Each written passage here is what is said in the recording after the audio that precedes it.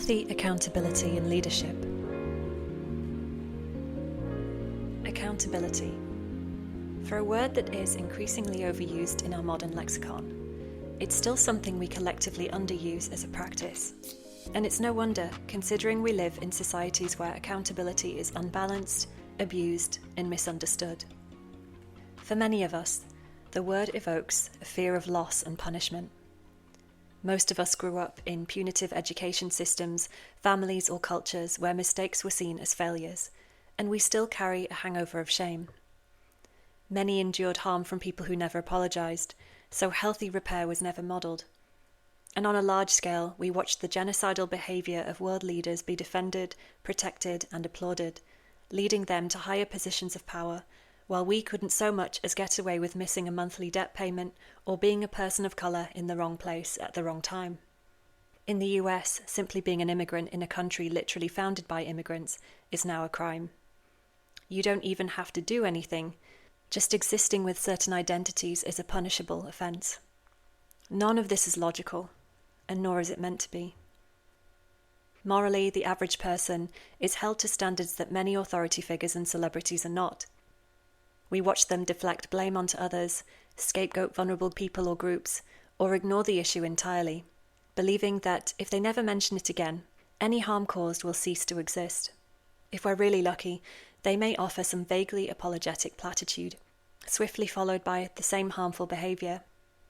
Their money and powerful connections protect them from consequences the rest of us would have to suffer.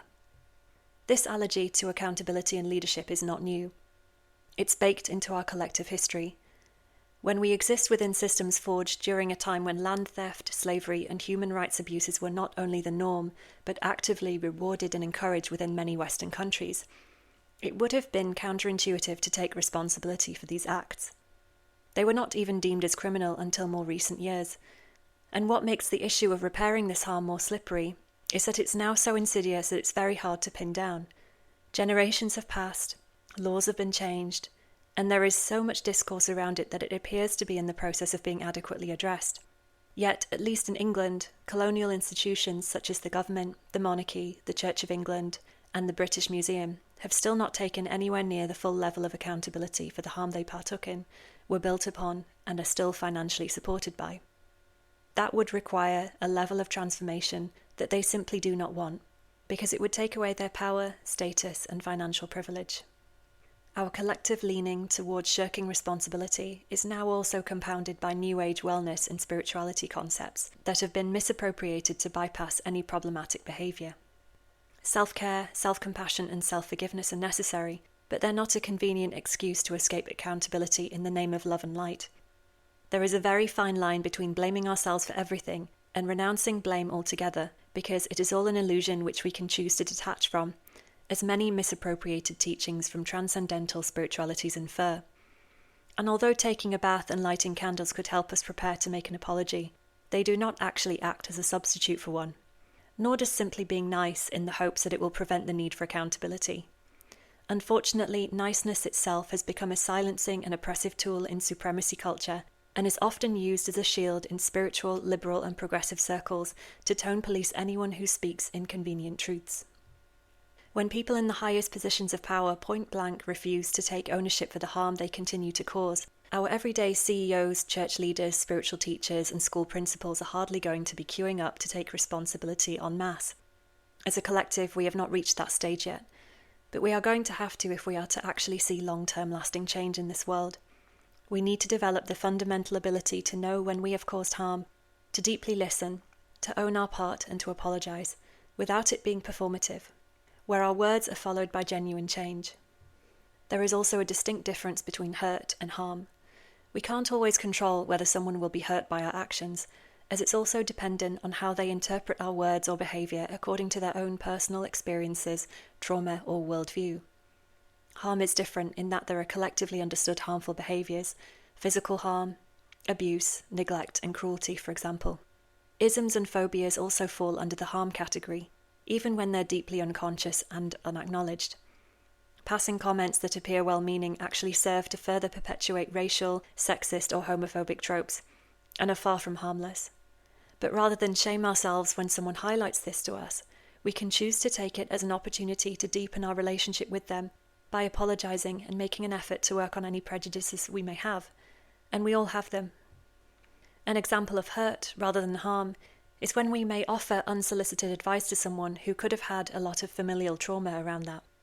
We were trying to help and we weren't to know their history, but we may have overstepped their boundaries by offering them advice they didn't ask for, and we can own that. Whether we made an innocent comment that hurt someone or whether we caused actual harm, an appropriate level of accountability would help to repair the situation, because the impact is as important as the intention. Accountability is not to be abused, however. It's not meant to be a way to punish, shame, or manipulate people, as so often happens nowadays on social media and in various activist groups. This only serves to sever ties within and between communities rather than build them. There is a well-ingrained and somewhat unconscious belief that when we take accountability, we will be ostracised from our communities and we will lose the respect and social standing we once enjoyed. Of course, it's not easy or comfortable, but in my experience, it's always those who genuinely own their mistakes and change their behaviours who inspire me and earn my deep respect. Rather than a weakness, it's a strength, and a rare one at that. We're human, we're going to hurt people, and we sure as hell expect an apology when someone else hurts us. And when we're able to build this muscle in return, we relax into our humanness and that of other people's. We live in less fear of having to maintain our carefully curated perfection, and we trust that we will ultimately be okay, because we have the tools to course correct when needed. We liberate ourselves from the unconscious burdens that we may be carrying, and we cultivate deeper trust and intimacy with those around us, as well as with ourselves. As leaders, it's important to model this to the best of our capacity. When our power is built upon the powerlessness of others, it isn't real power to begin with. It's never a true loss to own and change harmful behaviour if it leads to the empowerment and liberation of those who are oppressed or harmed by that behaviour. It is often terror and a deep mistrust of life itself, the very foundations upon which colonialism was built, that prevent people from facing and addressing the harms they have caused. It's a mistrust in the nature of abundance itself, how one supposedly earns it, how one receives it, and how one maintains it, and comes from a deeply held belief that other people's liberation, wealth, or empowerment naturally comes at the cost of our own. There is nothing natural about this belief. It is entirely manufactured, and when we look at the natural world, there is plenty of evidence to prove that. There is more than enough for us all, if only we could cultivate the trust required to know each other beyond potential threats to our safety and livelihood. Resources aren't finite when distributed fairly and sustainably, but when we siphon, hoard, and steal more than our fair share, this belief keeps perpetuating itself and leaves us small, afraid, and unwilling to address any harm we have caused in securing it. In areas like healthcare, social care, the military, and the government, diminished responsibility literally costs lives. On a smaller scale, the inability to take ownership for health and safety measures, no matter how big or small, can also cost human life, and at the very least, the quality of it. The fear of being sued the minute we take accountability has rendered us all terrified of being caught, ready to share the blame with anyone and everyone, even if it was ultimately our decision to give the go-ahead. And the higher up we sit in these colonial and capitalist structures, the further we are from fully understanding our impact on those who are oppressed by them. It's easy to give an order when we're not the one who is on the receiving end of it, whether it's enforcing incredibly short lunch breaks, overlooking a formal complaint about racism, failing to install functioning door handles on staff toilets, or distributing a cheaper yet more harmful product just to stick to tight budgets, just to meet deadlines, just to stay on track for our bonus, just for an easy life.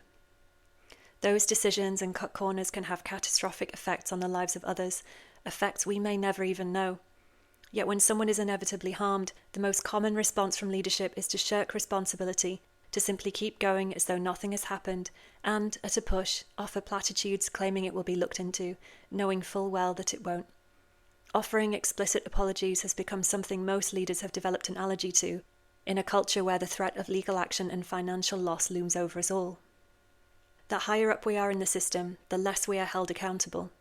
Meanwhile, our employees, without whom nothing would get done, are often held accountable for everything, treated disrespectfully and micromanaged. This system is unjust, classist, colonial, inequitable, and unsustainable. But for the leaders who are currently having to work within it, how can we bridge the gap between the old world and the new by redistributing and rebalancing accountability so that it's fairer for all? For some, it would look like forming a council of people from different positions within the organisation, to review company decisions.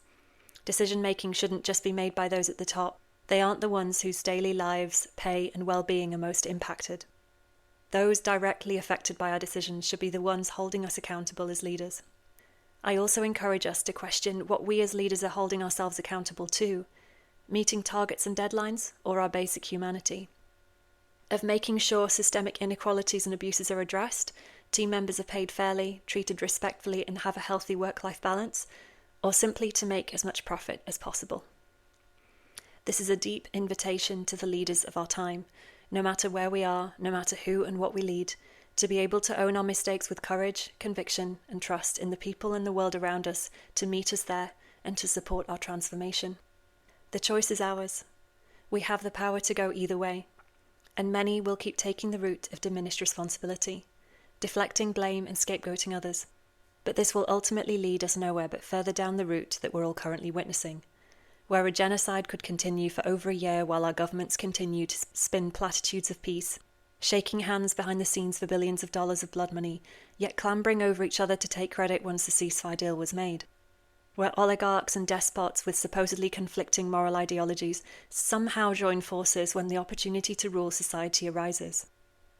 In the world we actually wish to create and to live within, what are leaders practicing? What are we all practicing? As cliche as it sounds, we're creating that very world as we speak, and taking accountability is an action we can start to practice right now. The freedom, authenticity, and liberation that comes with that is absolutely worth its weight in gold. For leaders who are on their decolonising and shadow work journey, I offer consultancy sessions to provide gentle guidance through the process. Thank you so much for listening to How We Lead. Until next time, take care of yourselves and each other.